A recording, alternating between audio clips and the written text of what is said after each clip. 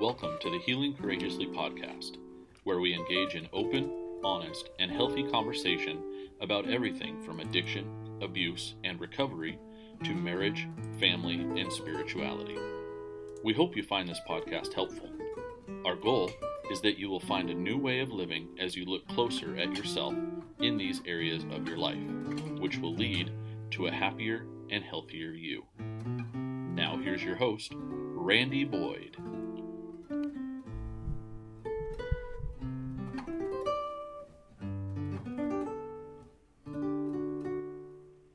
Greetings and welcome to this episode of Healing Courageously. And today I have two special guests with me. I have Elizabeth Scarcella, who's actually a client of mine, and then her friend and colleague, Nicole Trigg. And they're going to be doing a 12-week workshop coming up called Becoming Whole. So we're going to talk a little bit about that, a little bit about forgiveness, a little about betrayal, a little bit about whatever comes up today. It's just let it happen organically. So welcome you two. I'm glad you could be here today. Thank you for this wonderful invitation. Absolutely. So thank you for having us. Yeah, you're welcome. You're welcome. So becoming whole is a big issue. Not a big issue. It's a big subject, I should say. Not a big issue. It's a big subject. And, you know, a lot of people, when they hear the word recovery, they think of two things: drug and alcohol. That's it. And so they turn their back to it. And the reality is when recovery is finding something that we lost. Recovery is something that we've lost in ourselves. And part of that is what you guys, this workshop, is becoming whole, or becoming whole. Right? And that's what happens in the road to recovery. When we do the hard work, we will become whole again. But it's not a one and done. It's not a 12-week course and then you're done. They're going to give you tools at their workshop that are going to help you on a daily basis to grow and become a better person. But it's up to you, once you've gotten those tools, to use those tools when you run across a situation you didn't know how to get out of in the past. You know, in the rooms of Alcoholics Anonymous, we have buckets full of tools so to keep us from drinking, right? And then going to recovery, codependency. It's just we have all these different tools that we were never given. A lot of us were never given as kids, you know. So here we are as adults, a lot of us, and we're working on finding ourselves again. And I can tell you personally, it's been 17 years, and it's a fun ride, and it's a hard ride. A lot of it we deal with is betrayal, which is huge in a person's life. And I think we'll start off by talking a little bit about betrayal, because a lot of people don't, I think, understand what betrayal is. You know, they don't understand the little things that are betrayal. So whoever wants to start, why don't we talk about that, converse about that a little bit. Nicole, do you want to go first? Sure, absolutely. Well, you know, betrayal in its different relationships. I've had betrayal of friendships, business partners, you know, just the expectation of them being loyal. And, you know, I just feel that everything comes to surface, you know, and when we don't have those best intentions of heart, it leaves that hole in us. And sometimes the relationship is restored and can be reconciled. And a lot of times it's exposed and you experience grief in that relationship. So, you know, it looks different with parents, you know, your grown children possibly, of just what the expectation of what that could be and letting that go and that heal. And so with our program, we're identifying where that hole is and then looking to the one who can heal that hole. The hole is always going to be there. And before, you possibly could have been stuffing it with drugs or alcohol, you know, shopping, addictions, just anything to excuse me, hold on, feedback. Anything to kind of help heal that void. Nothing's working, and trying over and over and over again to put that Band-Aid over it. And so we're gonna, in an environment that's a community that's doing this same journey of forgiveness, we're coming alongside of you and helping you heal that hole. And I think that what you said is this community, and we're going to work alongside of you because we can't do this stuff alone. We need other people that are like-minded with us to help us on this journey. Other people that can understand us, and other people that will finally realize through you guys' workshop, I'm not alone. I'm not alone in this. I thought I was the only one that this happened to, but here I am. I'm not alone. You know, one of the things my therapist said when we talk about parents, you know, my parents should have done this. My parents should have done that. My therapist says, get rid of the shoulds, because maybe you should have done something different. Maybe you should have done this. So one of the terms that she taught me was quit shoulding all over yourself. So it's kind of a good thing to listen to. So, and I know that Elizabeth, you've struggled, you suffered with a lot of betrayal in your life. I mean, a Yes. lot. So Yeah. I want to talk a little bit about that. And Sure. I have been really open and honest in my community and my followers to tell my story. So I am a thriver of childhood sexual abuse. So I was abused for from the time I was 18 months old until I was in my teenage years. And so there is a lot of recovery that I've done. And then recently there was a major betrayal in my marriage as well. And so it brought up so many things.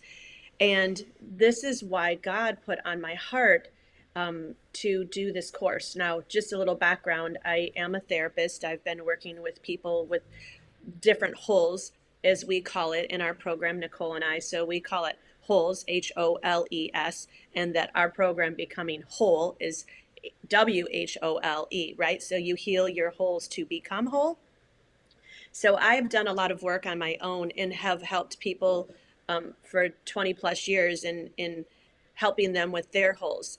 However, it's time for us to take a serious look at what betrayal looks like in who we are, having been betrayed, that we don't realize that we're doing, or living or accepting. So we don't have to have the feelings of betrayal. And just so that we're clear here on what it looks like to be betrayed, that could be having, as Nicole said, it definitely could be using substances or even non-substances. Facebook, well, shopping's a non-substance.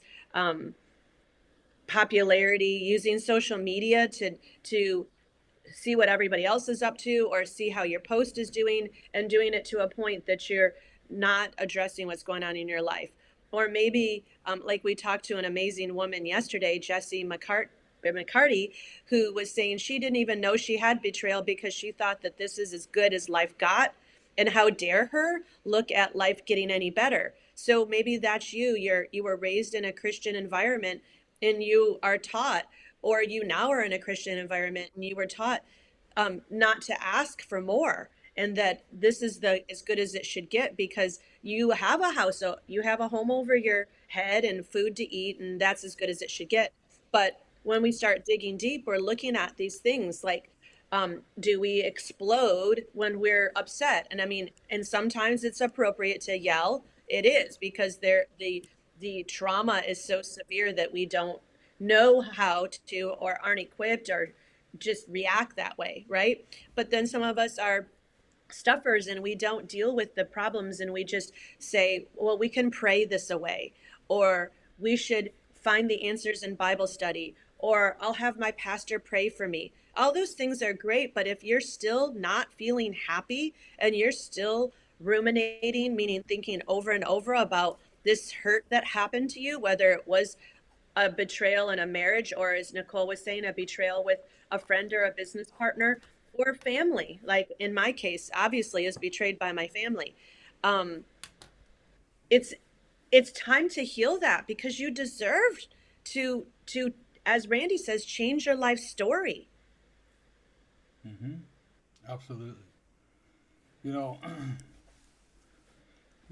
and when you were talking, Elizabeth, I was thinking about this too. Is that oftentimes we betray ourselves. Mm. We betray ourselves. And what does that look like? By not being who God intended us to be, by turning to drugs, alcohol, pornography, overeating, gambling, all that's a betrayal of ourselves.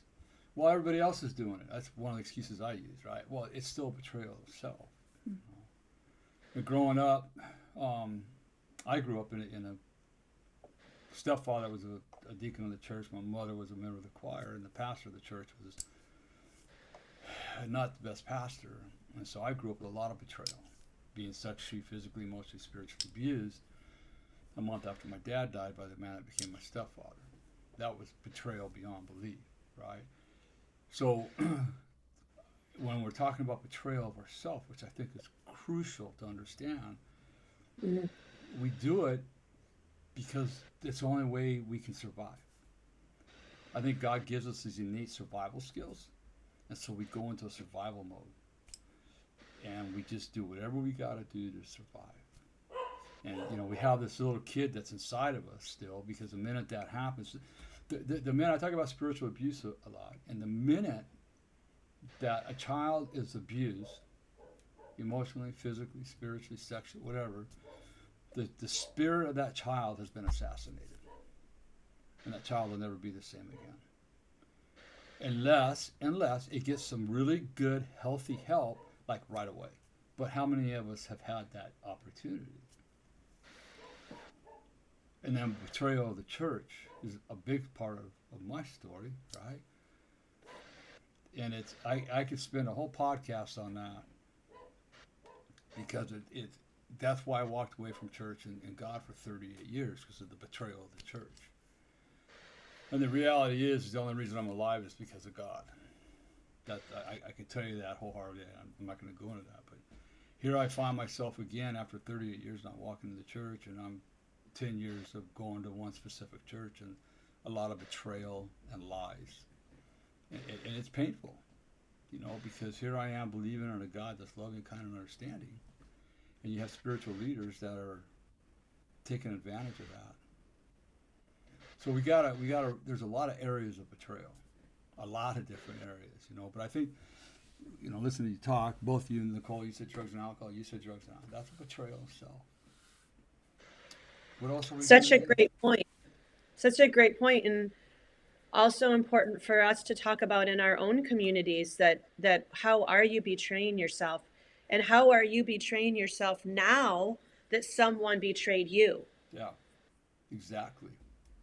Yes. So Think too what? on betrayal, of ourselves. It brings up shame, and Yes. that's one emotion I don't think that God created us Nope. to be born with. When sin entered the world, and Eve, she immediately hid from God, and that's exactly opposite of we're supposed to be in union with God. And so, I see in the church how shame has been put on people. It's like, is shame on you? Like, we hear that as a little kid, like, shame on you, and it's one thing that we were never supposed to feel, because it separates and makes us hide from God. So let's we talked about Adam and Eve, and I over the last couple of years, and I even had a good pastor ask me a question a long time ago. What do you think about Adam and Eve and the way the relationships are today? I go, they have every part in a relationship today. So you talked about the shame, right? I mean, so here Adam and Eve are at the tree in the garden, right? Now, here's the thing that I question. God didn't tell Eve not to eat from the fruit of the tree in the center of the garden. She wasn't even there when he told Adam. Okay? He told Adam not to eat from the tree of the fruit in the middle of the garden. So how was she supposed to know not to eat from it? But then the serpent tried to deceive her with something that, it's not clear in the Bible, I understand that, but tried to deceive her. He said, no, you can eat from this fruit, it's okay. Where was Adam when all this was taking place? Right. Right next to her. Right next to her. He knew not to eat that apple, and he let her eat it. So you want to talk about shame? Betrayed her. Yeah, he betrayed her. Yeah. Big betrayal right from the very beginning, right?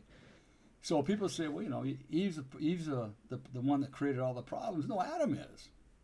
I mean, he betrayed her. I mean, if anybody, he's the one that should be carrying the shame because he's the one that did it to her. So it's one of the big things with people of any kind of abuse. I'll tell them the shame doesn't belong to you. We feel it, but it's the shame belongs to your perpetrator. That's who it belongs to. But that's a hard. It's a hard concept to grasp because, as you probably both know, shame is brutal. It's a hard. I mean, and I think it's always lingering. I mean, I've done a lot of work, but I mean that shame is always lingering around us. It could just be a little thing, a mistake or whatever. It's oh man, really? But then we got to tell ourselves we're not perfect. You know, it's okay. We trip. So what? Get up and just keep going forward, right? And then one more thing. You guys keep talking, but this is really I like this conversation, as you can tell. We talked about, well, my pastor will pray for me, or this person will pray for me. I listened to an interview with Steve Furtick and Karen Lee, who's a Christian brain scientist, right? Christian brain scientist, phenomenal. And she goes, I'll have a person come up to me and say, Karen, can you pray for me? And it's likely somebody she knows. And she'll look at that person and say, no. Huh? I can pray for you, but you're not doing the work. If you're not going to do the work, I'm not going to pray for you. Because it's like people think that prayer alone, this is what gets me about churches, period. That prayer alone, accepting Christ as your Lord and Savior, that's all you got to do, and your whole life will be a lot better. All your problems will go away. And one of the things I talk about all the time is that there's countless scripture in the Bible that shows that action is required in order to get. There's also scripture in the Bible where Jesus just healed people, but a lot of it was people had to take action in order to be healed. So it's like, yeah, I'll pray for you, but if you're not going to do the work, it's not going to do no good. Absolutely. I see this all the time in my own practice and in my own life, is people not wanting to do, as we call it, the hard work, right? They want the ego trip. And I mean, I know I'm being a little harsh with that word, but they want the ego trip of the aha that they got in therapy. Yeah. And when they hear that framework or that mind shift, and they're like, oh, that's why I do this. Okay. That's just step 1. That's actually step 0.5. It's not even step 1. It's step half, right? That so I had a therapist trainer, or a professor, I guess is a better way to say it, say that today's transformation, change in mindset, is tomorrow's ego trip. That the person will, a lot of times people will say, oh, yeah, I learned this. Okay, that's great. And again, I'm not meaning to shame people when we just talked about shame. I'm saying that please do it for yourself. When you have this new idea that comes and you understand your behavior and you can identify, yes, I have been betrayed, and yes, I have been betraying myself. Now is the time to actually choose to get the help that you need so that you can take what you learned about yourself and actually fill those holes. Yeah, you can't take what you've learned about yourself and throw it away. Now what are you going to do with it? I mean, going back to the Bible, Romans 12:2 says, do not be conformed to the ways of the world, but be transformed by the renewing of your mind. Transform and renewing are both action words. So what action are you going to take to transform your mind or renew your mind? You know, it's real simple. Cole, you got anything? Absolutely. I had my best, and it just made me hide from God, hide from relationships. And it turned into, honestly, a paralyzing anxiety. I couldn't even leave my bed. I was like the master investigator, like seeing if that person was going to be there and just to hide from my shame. And I feel like I tried just everything. And it was the actual sin of it was the anxiety because it was something I could control. I could go to worst case scenario with my mind.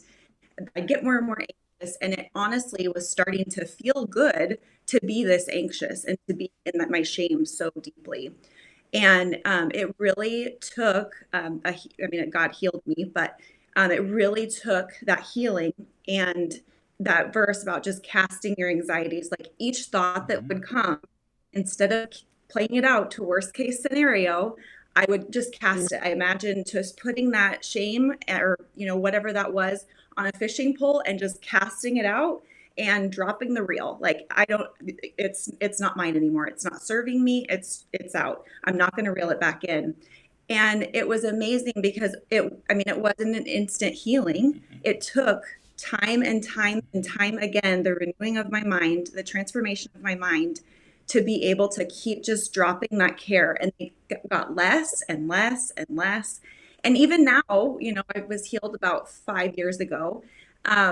Even now, I'll have that thought and I'm like, nope, like, because I know where that will lead me. I know where that shame will lead me. So Mm-hmm. shame off of me. And so, but if Like we don't take hold of each thing and take captive each thought and see, identify, is this truth or a lie? And let go of it and be willing to let go of it, it can turn into a physical, full on, like me, paralyzing anxiety. yeah, Yeah. So in our program, this is amazing because what Nicole's talking about is that we have part of our program that's called the energetics of forgiveness, that we actually teach people through different modalities, psychological modalities, energy medicine. So EFT, which is tapping, emotional freedom technique, EMDR, eye movement desensitization and reprogramming, and then mindfulness based cognitive therapy, so that they can have an easier time being able to take that anxiety and casting it out to sea.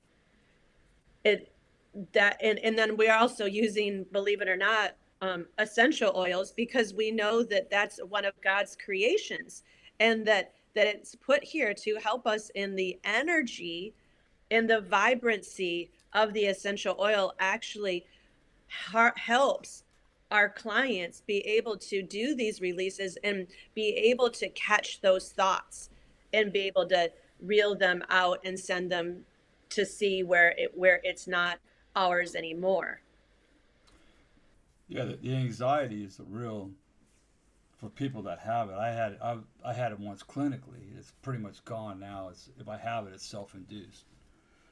um, but one of the questions I think I've said this to Elizabeth in one of our sessions that ask yourself the questions also that Mm-hmm. is it true what I'm thinking? And if you go, well, I think so, then is it absolutely true? There's no absolutes. And then what's this mindset doing to me? How's it making me feel? Right? Because and you, Nicole, you said the key thing because I think a lot of people are looking for it's done, and it's not going to happen that way. It just doesn't happen that way. You've got to work consistently at it and over. It's like I think I was explaining the other night to Elizabeth that think about a baby. All right, when a baby's born, it's laying on its back and it's kicking its feet up and it lays on its back, right? And then what's the next phase? Now it's got to learn how to roll over on its tummy, right? And it goes back, comes back, rolls over halfway, comes back, rolls over, finally makes it. How many times did it take? How many times did it? So I'll use the word fail as much as I hate to use that, but for lack of better terms right now, okay? So then it gets over on its tummy. What's the next step? Now it's got to learn how to scoot. How many times is it going to not scoot? Does it give up? No, right? Then it's got to learn how to get up on all fours. How many times is it going to not get up on all fours and fall back down? How many times is it going to take to do that? How many times is it going to take them to learn how to get on all fours and then start crawling without falling?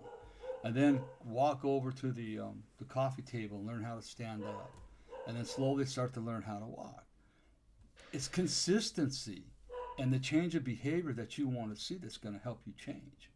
It's not just going to come. Well, I want to change, so I'm going to change. The anxiety, goodbye.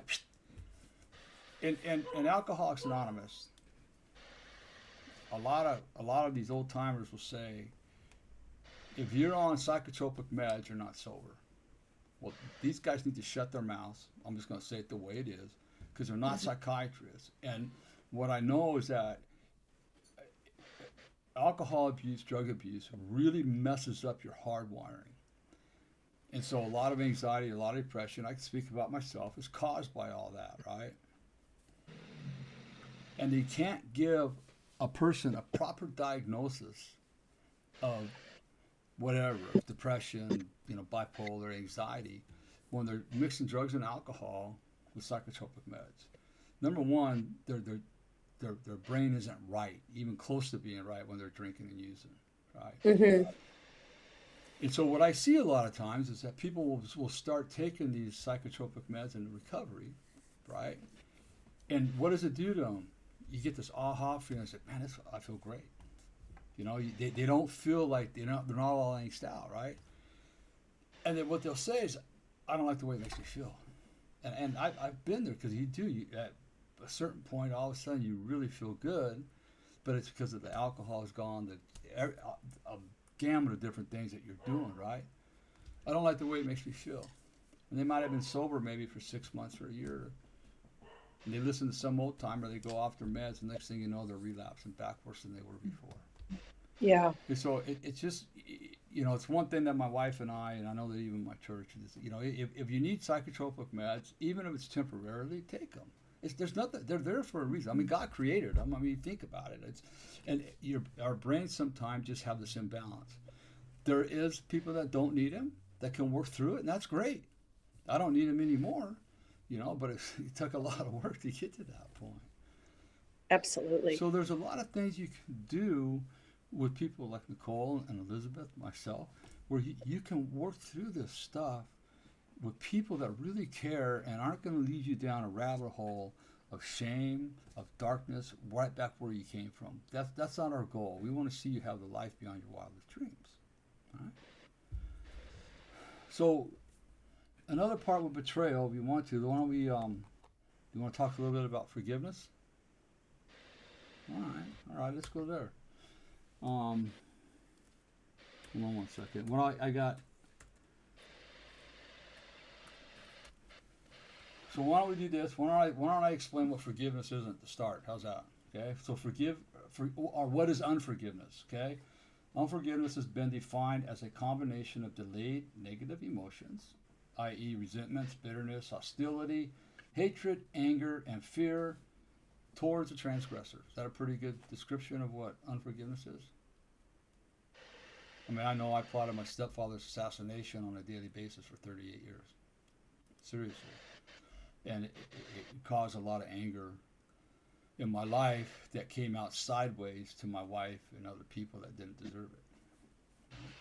Because I was never going to forgive somebody that did that. You don't know what he did to me. You guys relate to that? Yep. In any way, shape, or form. It doesn't have to be abusive either. I mean, there's a lot of different ways that forgiveness can come into play. Well, I know for me in the sexual abuse, what halted my forgiveness was the question, why? Why did this happen? Why? And as we know, that's a bad rabbit hole to get into. And it's just the same as using alcohol to stuff the problems, because I was caught up in the why and I'm willing to look forward, which in my mind, forgiveness is the ability to look forward in your life and not stay trapped. I mean, it's more than that, but part of it is looking forward in your life and being excited, being happy, being hopeful about how life can be. And that's being hopeful about how life can be. And people just can't see that. Nicole, you got anything? Or? Yeah, I mean, just kind of looking back on unforgiveness that I've held on to, I honestly did it for probably just a protection mechanism, a way to protect myself. Yeah, and, holding on to that and replaying those things over and over, they're not going to hurt me. They're not going to get inside of my heart again like they did before. And so, forgiveness can look like, like I said before, it can look like you can have a relationship and reconcile. And sometimes forgiveness means you can't have a relationship and reconcile, and you can still have that healing without the relationship being restored. Because forgiveness takes one person, and reconciliation takes two. Both parties got to be willing to reconcile, right? And if one's not, then it can't happen.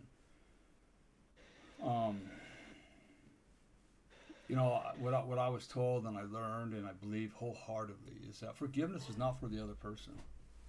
Forgiveness is solely for you, right? And the other person doesn't even have to know you forgave them. That's where people don't understand. Well, and I got a slide here that goes over a bunch of what forgiveness is not, but that's one of the big things. Well, if I forgive him, that means he's got to come back in my life. No, he doesn't. You don't understand. Forgiveness is for you, and not for your. I'll just use the word perpetrator or your abuser. Right? It's. And I was told by my mentor that never ask for forgiveness, Randy. Never go to somebody and ask for forgiveness. I go, what? I go, why not? He goes, because if you go to somebody and ask them for forgiveness, what are you doing? You're asking them to take action. The action's on your part, right? The action's on your part. And not only that, if you go and ask them for forgiveness and they say no, what are you talking about? Where are you going to go? You're going to run right back down that rabbit hole. So you can't be doing that, right? I mean, there's so much. This is such a huge topic. It's actually, I got that 4-part workshop. This is going to be the last part of my workshop, forgiveness. So it's a tough one to be. It's a tough one for people to accept. You just don't. I'll never forgive them. Oh, okay.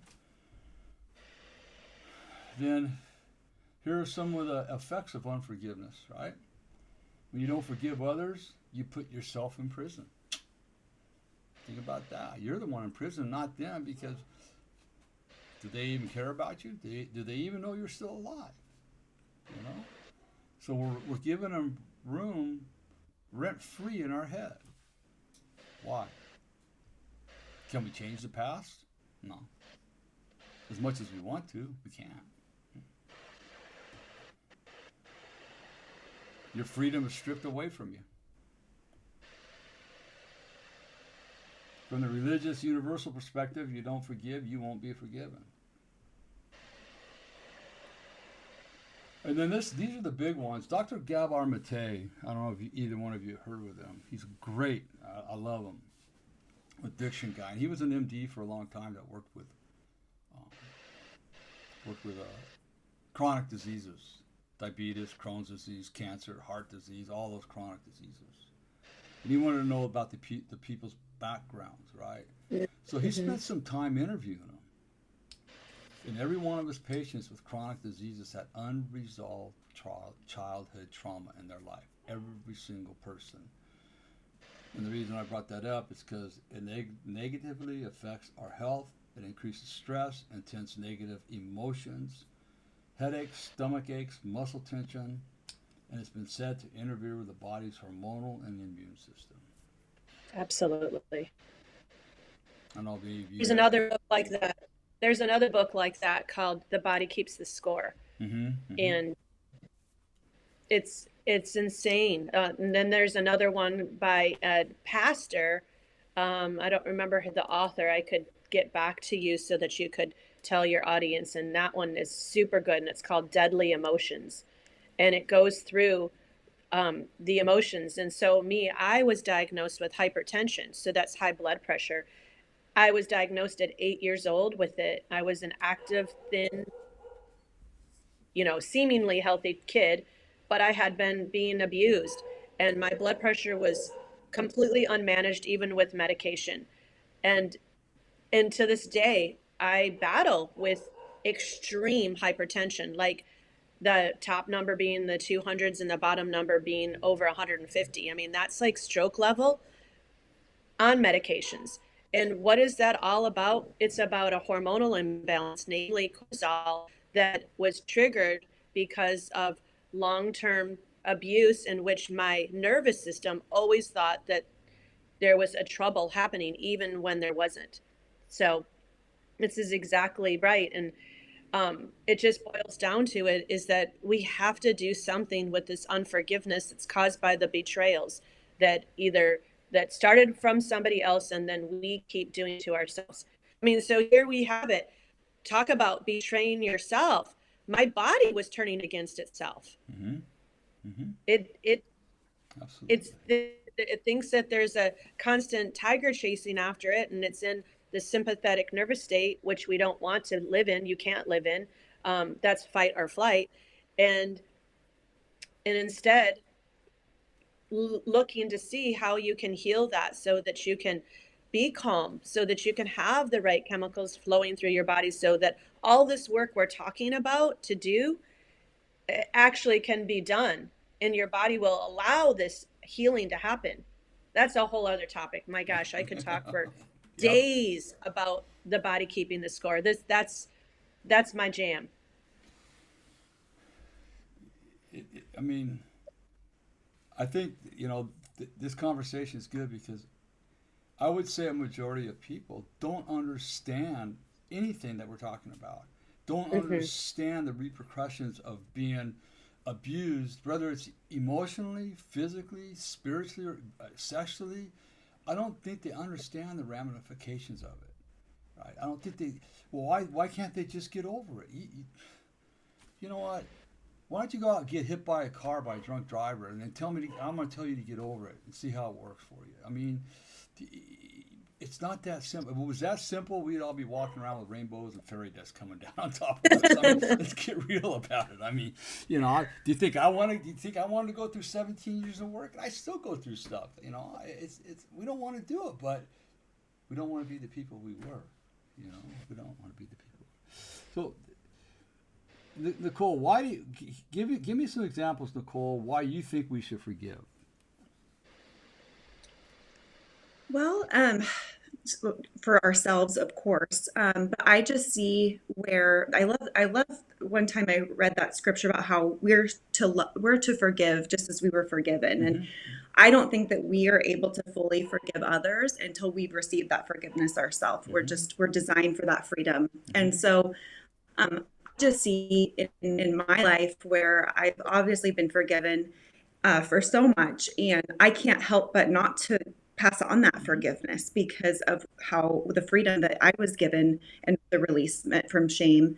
And I just see how God has used it for such good and purpose, and just that I can look back on that big shameful moment in my life, and I never could believe it in the moment or even in the healing journey, but I'm so grateful that I did that and it happened because of the restoration and who I am today and how God has used it for good and continues to use it for good. And I'm so grateful for that moment, which I never thought that, I would be grateful for something like that. And so, I just see his forgiveness as just this really beautiful testimony, and it's part of your story. And when you put light to it, just like shame wants you to hide in your darkness, like put light to it, put his light to it. And so it can help others and help, just restore others. So I would just see that as forgiveness is freedom. That's good. What about you, Elizabeth? I can echo just everything that Nicole is saying. Really, exactly. It's really about freedom. It's about being calm and feeling capable and confident. And you might say, what? But for me, and I've seen in so many of my clients through the years, is the anxiety that comes from not being forgiven. We've touched on anxiety a lot in this conversation, and even clinical anxiety, like you have experienced, Randy, and I've experienced practically my whole entire life, and is now managed. That the anxiety that comes, and when we are able to be forgiven by doing the work that it takes to get to that place and allow ourselves to be forgiven, there's just a sense of peace sense of calm. And when we're calm, we can become confident and capable, and then one begets onto the other, and then we start doing amazing things in life, and then our calmness and our confidence and our capability of knowing ourselves to be that way literally is changing our life story. Yeah, absolutely. A matter of fact, almost instantly. You know, when you have bad trauma in your life, like I had, and when the day my therapist finally set me down, we went on a journey with my stepfather, which I didn't want to do, but that's the day that I fully forgave him. And I walked out of there. I never once thought about plotting assassination again. I haven't since that day. All the rocks, the backpack I was carrying, is gone. I walked out of there floating on a cloud because I'd fully forgiven the man. Right? Yeah. All right. So I want to give you guys some food for thought on forgiveness. Okay. And it's keyed off of something that Nicole said. And I thought about this a lot, and I've even talked about this with a couple of the good pastors that I know, and they agree with me. So, you know, you often hear people say, I can't forgive myself. So they'll say, I can't forgive myself. I can't forgive myself. Okay, I understand. Let me ask you a question. Did you ask God to forgive you? And I go, yeah. I go, well, do you believe what the Bible says, that if you ask God for forgiveness, He'll forgive you as far as the east is from the west, north is from the south? Yeah, I do. I says, okay. So then are you saying you're better than God? They'll look at me and go, what do you mean? I go, God's already forgiven you. You can forgive yourself all you want, but God's the one that only matters, and He's already forgiven you. Your sins are forgiven. All the scars have been turned as white as snow. So then the question becomes, right? Because there's still a question. What are you holding on to so tightly that you don't want to let go of?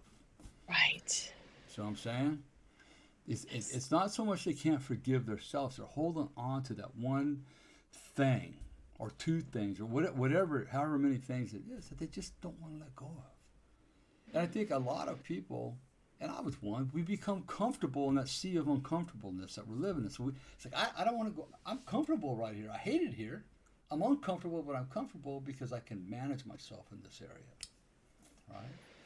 So, you know, there's a lot to that. And it's like, if people really struggle with that, those are the questions I ask. And when I finally go to the end like that, they go, oh, man, I never thought about that. I go, well, let's start thinking about it, because you've been forgiven already if you've asked God to forgive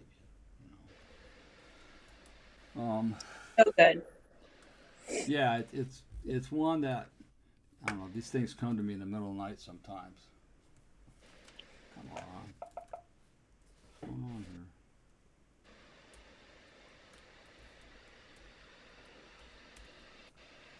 All right, so a couple of the things that I got in my PowerPoint, right? Why do we forgive? One is not because the person deserves it. They don't always deserve it. You know, we're doing it for us to be free, to gain control of our lives from hurt emotions. And again, it's in obedience to God, like Nicole mentioned. The Bible, it's 109 times that forgiveness is mentioned in the Bible. 109 Wow. times that forgive in one form, forgiven, or forgiveness is mentioned in the Bible. And if you go just to the Lord's Prayer alone, how many people say the Lord's Prayer? And in it says, forgive us our trespasses as we forgive those who trespass against us. So, especially in rooms of recovery, they say a lot, are you just saying the words because it's habit? Or are you actually listening to the words and practicing what you're saying? Forgive us our trespasses as we forgive those who trespass against us. All right. You both said this, we forgive so we can live in peace. And, you know, here's something that's really important that we have to remember, and it's people struggle with this, because I don't want to think about my abuser in any good way, but we got to remember that our perpetrators, our abusers are hurt people just like we once were. Now, not that we did the same things, but they're hurt people just like we are. And hurt people, period. Right. So jump down, because I want to spend a couple minutes. Yeah, we got about 15 minutes left. So I'm going to go through these really quick, and then I want you guys each to talk about your workshop coming up, okay? It's really important. What is forgiveness? All right. Forgiveness is the intentional and voluntary process by which a victim undergoes a change in feelings and attitude regarding an offense, lets go of negative emotions such as revenge, with an increased ability to wish the offender well. That's the hard part, of wishing the offender well. In 552 of the big book, it says, pray for that person that he gets everything that you want in life. And do it for 2 weeks. I'm telling you, I had to do it several times, and it works. Usually by the end of the first week, a lot of your resentments go away. It's powerful. It's page 552. It's powerful. And then Don Miguel Ruiz, I like this. He says, if I don't forgive you, I carry the corpse of your actions over my shoulder. Oh, That'll preach. Yeah, right. I mean, so Elizabeth knows my wife, right? She sees her. She's, a little bit bigger than Elizabeth. Could you imagine Kathy carrying me over her shoulders for the rest of her life? That's basically, it's the truth. You're carrying the weight of the world on your shoulders if you don't forgive.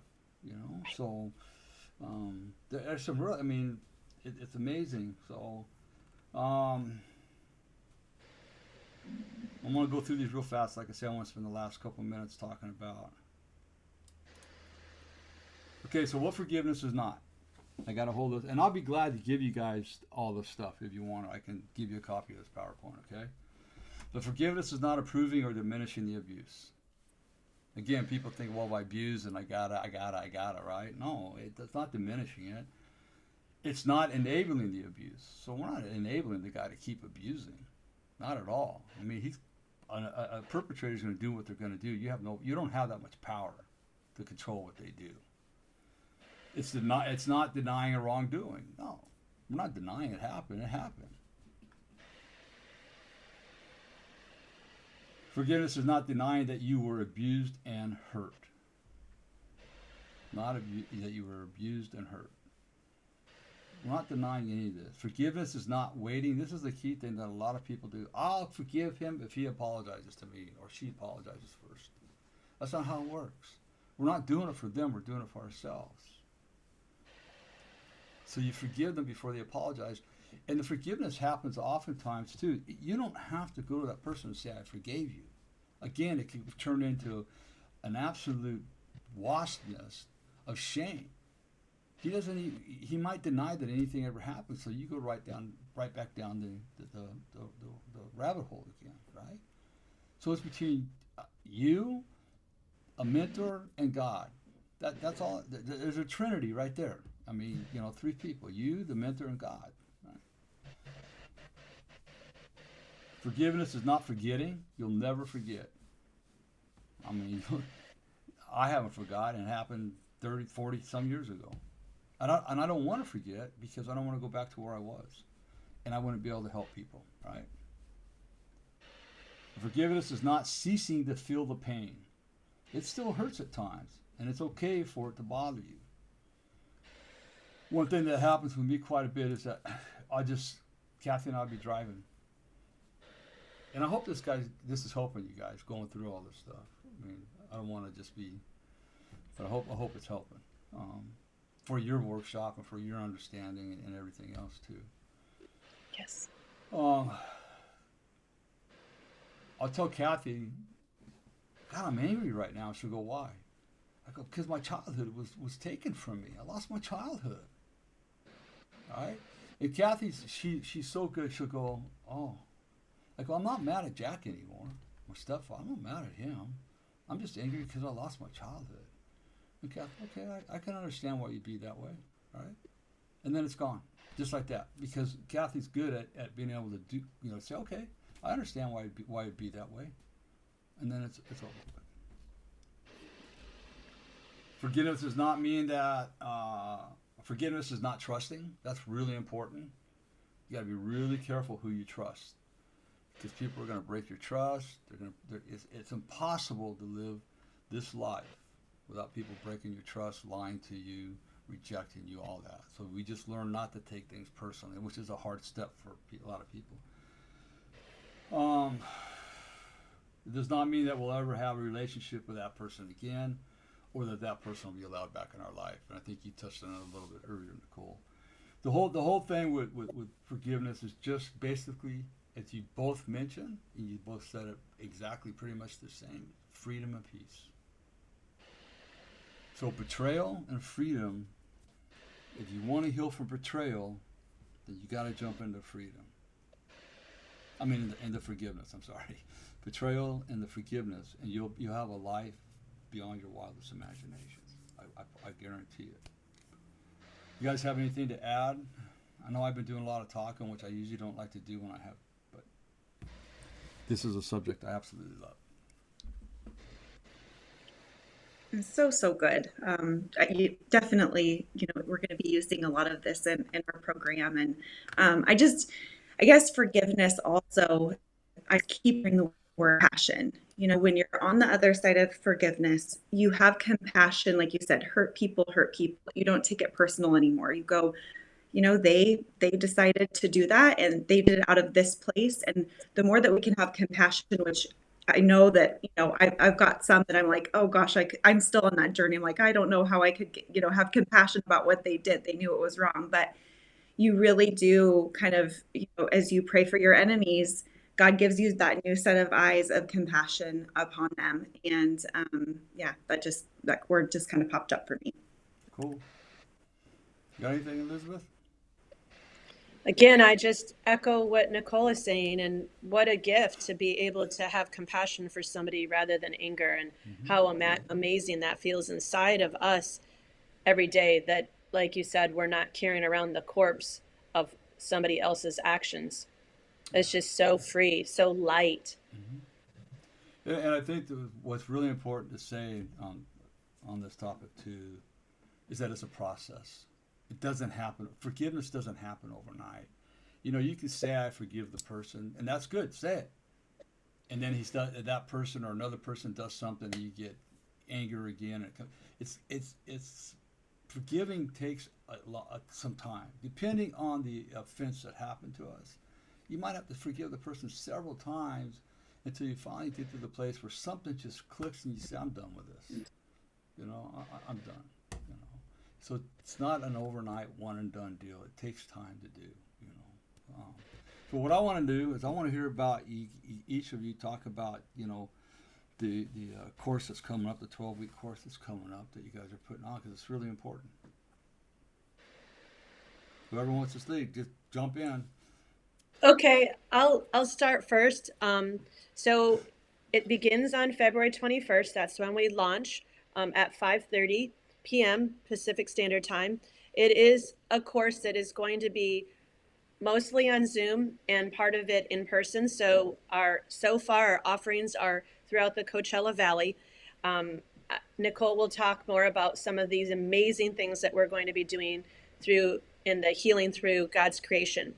There's 3 parts to our program. One is called Energetics of Forgiveness, and that's where we do all the stuff that we've been talking about this entire podcast, is giving you the tools in practice in this close group, and for you to be able to use on your own, so that the ability to let go of the betrayal is easier and easier, and it isn't so burdensome. And then the next part that Nicole will go more detail is using healing through God's creation. And then the last part is strengthening through God's provision. So this is a class that is based on Christian principles. If there is someone who is not a follower of Christ, welcome. In fact, they're very welcome. This is not just for Christians. This is for people who are wanting to explore a different way to be able to have that wholeness, that freedom, that lightness. So anyways, and I'll let Nicole say about some of the fun things that we have planned as far as activities that are not happening on Zoom. Yes. We're so excited. I'm just a firm believer in healing through creation. I feel that God put all the materials for us here on earth to be able to heal us and to kind of rearrange to be able to glorify him. And that's what I do in my business. I use plants and flowers and their symbolisms. I'm a lot in the grief space, as well as forgiveness and all of that too. So we're going to be doing some hands-on workshops, which is really amazing, in your healing journey of forgiveness.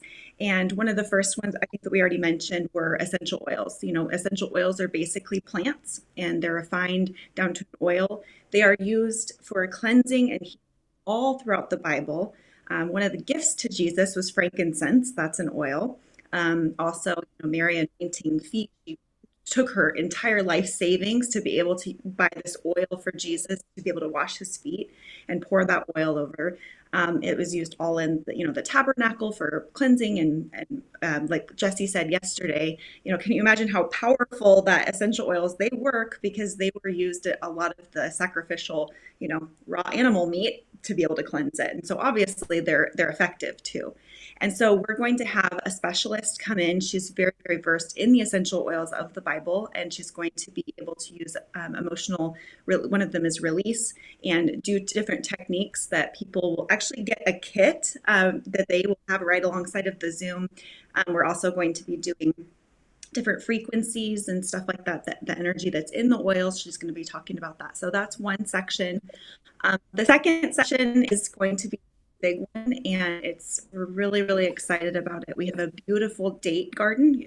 We're here in the Coachella Valley, so we have palm date trees, and it's in the middle of this grove at Shields Date Garden, and it's a salvation walk. And they show you all of the plants that were used in the Bible, like the acacia tree, which was used in the tabernacle and Noah's Ark. And so it has those actual plants as you journey through this, and different statues of Jesus's life. And so we're going to be doing different stations, like a foot washing station, and be able to serve one another in that space. We're going to be doing, they're called a morning altar, and basically you collect the things that you see along the journey of these different plants, and you clear a space at the end, and you do basically like an offering to God of what he showed you along the way, and create a beautiful mosaic. We're also going to be using sound and worship, which is amazing. They have a big tomb at the end, and it's just really, really beautiful to have that. We're going to be doing some healing teas. Basically anything that you can think of in creation, we're going to be able to do that as we heal through creation. And then third is, I think that a lot of healing happens. I'm part of a joyfully grieving community, and we do a lot of creation alongside of each other. There are parents that have lost children, and the healing that happens within that as we create together is a really, really beautiful, beautiful thing. Just people that don't normally want to go to a support group and talk about their feelings and what they're going through, as they're creating, like, these beautiful conversations happen just organically in that support. So we're going to be doing that too. We haven't secured the location yet, but we have an art colony here. It's Old Town Artisan Studios, and we're going to be doing two pieces. One where we're going to have a right at the wheel, the pottery wheel, and we're going to be talking about dust and how we were formed out of dust, and we just need God's living water, and that creates clay, and we're moldable. So we'll be having this conversation about how we're dust and we need his living water, and we're going to create on the pottery wheel together a piece that, because he is the potter and we are the clay. And so we're going to be creating a piece out of that. And then we're also going to be doing a stained glass window representing just our broken pieces. We all, have shattered pieces, and it's not going to go back to what it was before, but we can take those broken pieces and create something more beautiful. And as his light shines through, it's a stained glass window. And so we'll be creating that together as well. Man, that's awesome. I want to go. Yeah, I know. I know we keep saying we want to do it. I know. We want to We join. keep joking, saying I want to be a participant of this, but we get to. That's awesome. And so, and the third, and along with that, like I said, is strengthening through God's provision, and that's exactly what we're going to be doing with the pottery and the stained glasses. We're just showing the power of Christ and the power of creation, and with key steps to be able to move forward and keep becoming more and more whole in the likeness of Christ and who Christ wants us to be. And so if anybody is interested in this, The thing that I offer, what we offer, and you can see the link up here, is to set up a 30-minute free call with me, and it's a strategy call. And the strategy call is really to have the person be able to leave with what do I need to heal? What has been left over in my life that I need to heal? What's been what hasn't been working that I've been trying? And what steps do I need to take? And then we decide together, me and the caller decide together if becoming whole is a good avenue for them, if this is a good fit for them. And then we, talk about the details of the course and how it applies exactly to their betrayal journey or forgiveness journey, I guess I should call it. Betrayal, but forgiveness, it goes hand in hand. That sounds awesome. Sounds like a really, really good course, good workshop. I mean, the date garden, all the art stuff, the oils. I mean, that's got to be powerful right there, just the oils, and having somebody that's an expert in it come in and explain it to you. And it's going to be great. It's going to be great. You guys if you're listening to this, you need to sign up for the link is right there above my head, and you just click on that link. And you'll get a hold of Elizabeth, and you guys set up that call and then go from there. But I think it's going to be a great workshop or course, 12-week course. So I know, Elizabeth, you'll be keeping me informed on that as you guys go. Nicole, it was great to meet you too. You guys are beautiful souls, both of you. Got this peace around you, so. And I love that. I love people with peace around them. And even though we go through a lot of torment on a daily basis, we can still be at peace. And that's the forgiveness piece, right? Yes. I also want to mention too that we're going to have our workshop all set up, unmasking yourself. So on February 19th, we're going to have a 2-hour no-cost complimentary workshop to explain the 4 different concepts, or the 4 different episodes. I can't think right now. The 4 different episodes of our workshop, which is going to be communication, or healthy conversation. There's going to be a journey to you finding yourself. There's going to be secrets and lies, and there's going to be the last one, of course, will be forgiveness. So we're going to go into all those pretty deeply. It's a good way to really search and find yourself. There's going to be some work involved in it. It's going to be a workshop is what it's going to be. It's not going to be just a lecture. It will be a workshop. So you can, I think my daughter put it up on Facebook today, or you can contact me at courageoushealers@gmail.com and find out more about it. Also, I want to mention my 3 books. I got Healing the Wounded Child Within. And you can get great book. Right, yeah, Elizabeth, she listened to it. It's available on paperback and Kindle and Audible. And then I got my 30-day devotional to wholeness, which I suggest to anybody. It's available on Amazon and Kindle and paperback. And actually, Wholeness. What's that? Yes. Wholeness. Yeah, wholeness. There it is, right there. 30 to wholeness. Hey, it's written from my perspective, but we had our couples. I gave them all a copy of it. It says, you guys' assignment is to go the next 30 days. I want you, as a couple, to read this before you go to bed at night. And at the end of every chapter, or at every devotional chapter, every devotional, there's 3 to 4 contemplative questions that you can ask. You can answer. And what I would say, I told them, I says, take a couple of minutes, go through them, answer them, and then sit together and discuss your answers, right? And a lot of them really got a lot out of it. And then I got this little 7-day devotion, 7-day challenge workbook. It goes with my book, Healing the Wounded Child Within. It's just 7 things you can do real simply to help you on your journey to your recovery. So all those are available on Amazon. So thank you, ladies, for joining me today. I really appreciate it. It was great. I love these kind of conversations. I told my wife the other day, I don't like doing solo podcasts anymore. I've been doing so many with interviews like this. It's a lot more fun. So I appreciate you. Thank you so much. Of course, you guys are both welcome. I do appreciate it, and I wish you both the best on this. This workshop. And I know, beyond a shadow of a doubt, with God at the center of it, the people that need to be there are going to be there. And whether it's 100 people or whether it's 10 people, it's going to be a success. And it's going to help every person that comes. I just know that beyond a shadow of a doubt. Okay. So with that, I'm going to say I will see you all in the next episode. Ladies, will you just stand by for a minute? I'll be right back with you as we close out the show.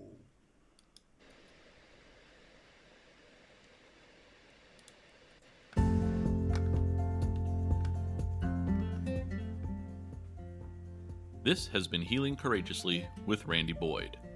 We will have a new episode every Monday. Please like us on iTunes or Google Play.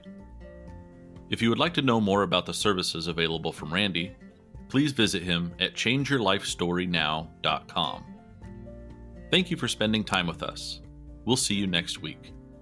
And remember, if nobody tells you they love you today, Randy does.